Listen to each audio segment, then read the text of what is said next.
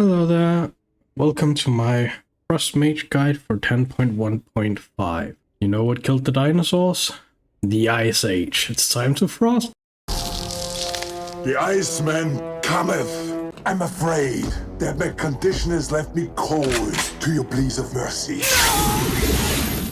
So, let's start talking about stat weights for Frost Mage. Is actually quite simple, but it takes a bit of understanding to get into. So, in general, you want Mastery. However, you only want to stack Mastery when playing with Hailstones. After Mastery, you want to get Crit. The reason you want to get Crit is because Frost has an innate higher crit chance for its frozen spells, which I'm gonna explain in a later section. Your crit actually has a few different breakpoints depending on how much crit you have. The first breakpoint is roughly 27%, then it's roughly 30%, and then it's 33.34%. After you reach some crit, you want haste, and then verse as your last step. Now, why do you have all these breakpoints for critical strike as Frost? Well, that's because of Shatter. Basically, your crit chance, you add an additional 1.5 of your current crit chance, and then gain an additional 50%. That means that by 33%, you get a 100% crit chance during your shatters. It's important to note that going solely for crit to reach these shatter caps is not necessarily a good way to increase your DPS, as you would gain more from either mastery or haste comparatively. For instance, in my case, even if I changed my enchants to crit and my gems to crit, I would still not hit the 30% cap. Because I won't be hitting that cap, I will actually benefit more from having those as mastery gems and mastery enchants at the minute. Let's talk about talents. So power nodes for Frost Mage is you have Incanter's Flow, you have Overflowing Energy. You also have Shifting Power,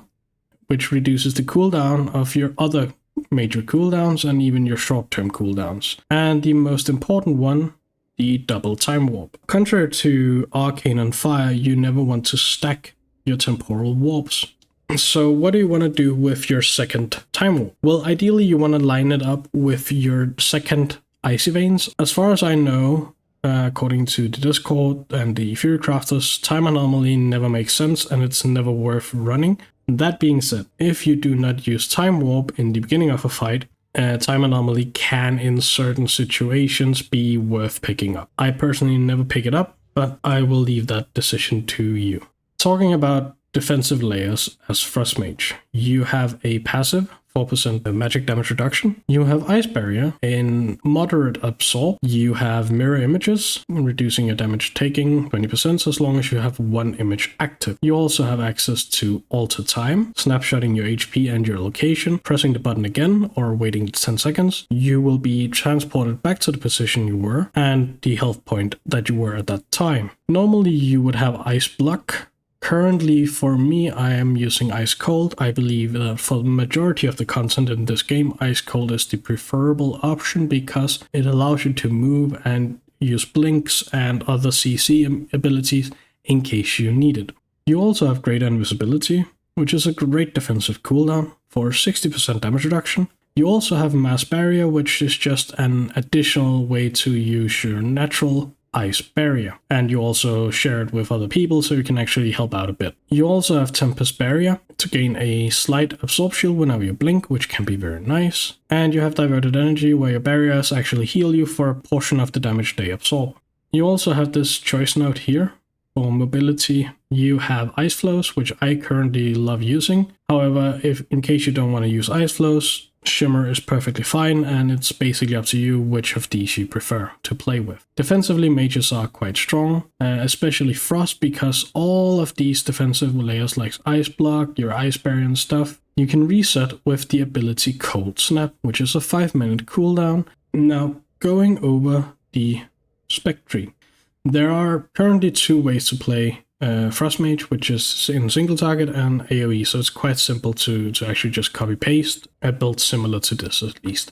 one of the keynotes you always want to pick up is, of course, Shatter. Shatter is a huge component of your damage and how your Frost Mage actually works. There is something called a Shatter Combo, which we'll get into in the rotation. So how do we actually benefit from Shatter? Because most bosses cannot be frozen. Well, we have stuff like Fingers of Frost. Fingers of Frost is allowing our Ice Lances to count the damage they deal to target as if it was frozen. So that's how we can guarantee proc our Shatter. There's also another thing to note, and that's with Flurry. Flurry has a specific debuff called Winter's Chill. Winter's Chill enables things to be counted as frozen even though they're not frozen, like bosses for instance. We want to pick up Icy Veins because that's our major cooldown. Then we have Ray of Frost, which is a hard-hitting single target ability, which we then increase the damage of, where every time we consume a Fingers of Frost proc, we increase the damage of our next Ray of Frost by 5% up to 50%. You also want to pick up Comet Storm, and that's basically because of Glacial Assault, so that when we use our Comet Storm, enemies take 6% increased damage, and our flurries have a chance to call down a single Icy Comet and applying this debuff. And lastly, we have the bread and butter of this spec, which is Glacial Spike. With Glacial Spike, you basically build to 5 icicles, then you use Glacial Spike, and then you go back into building icicles. We have talked a lot about Shatter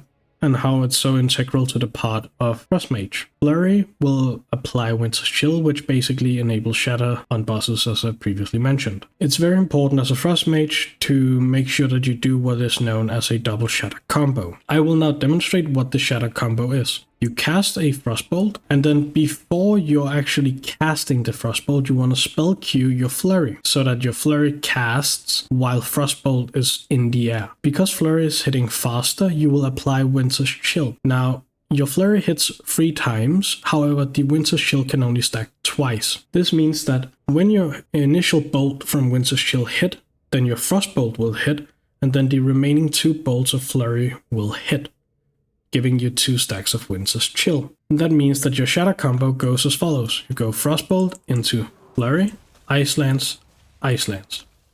That is your Shatter Combo. Now, as you can see, I have 5 icicles on top of my head, so the other way you can do your Shatter Combo is Glacial Spike into a Flurry, Ice Lance, Ice Lance.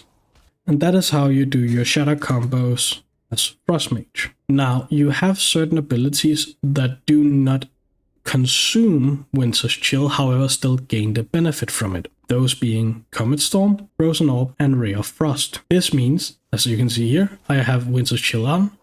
I can go Comet Storm, they all crit.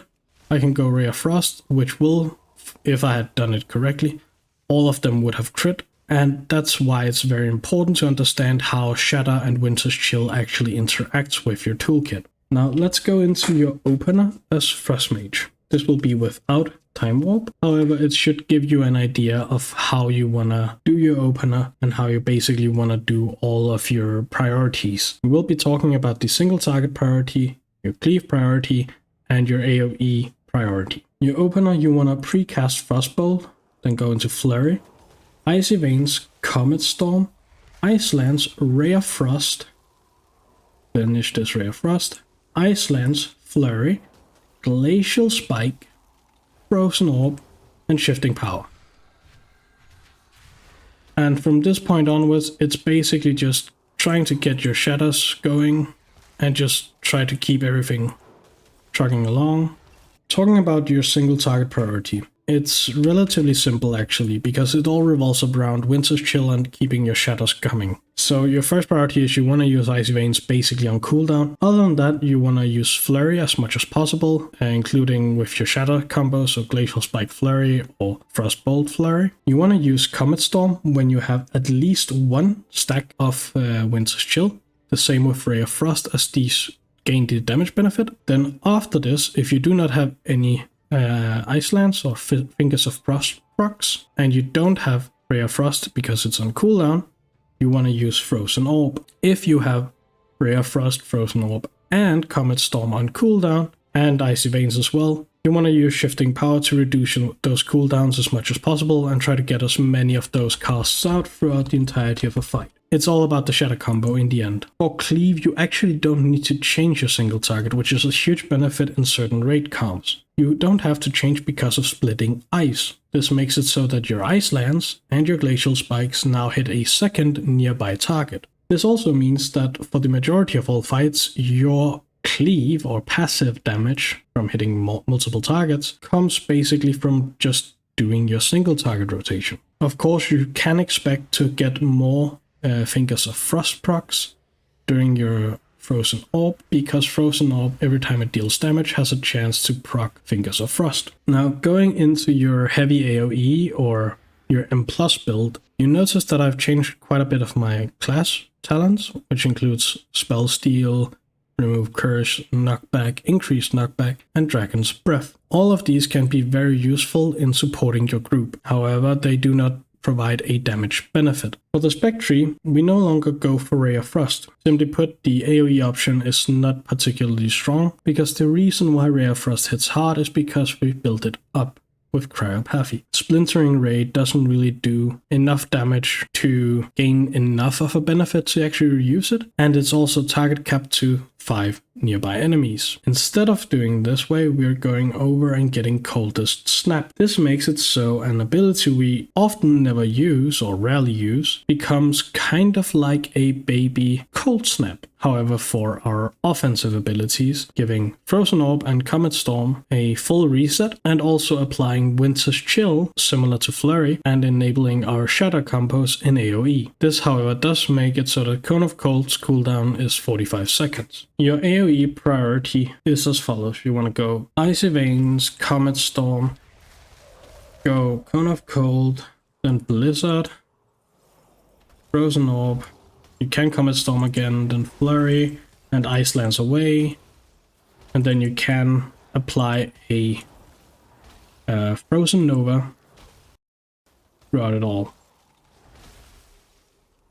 You will still be using your Glacial Spike whenever it's needed, and basically that's the entirety of your AoE rotation as Frost. Basically, you need to consider Cone of Cold as part of your cooldown rotation. However, you only really want to use Cone of Cold if you already casted Comet Storm.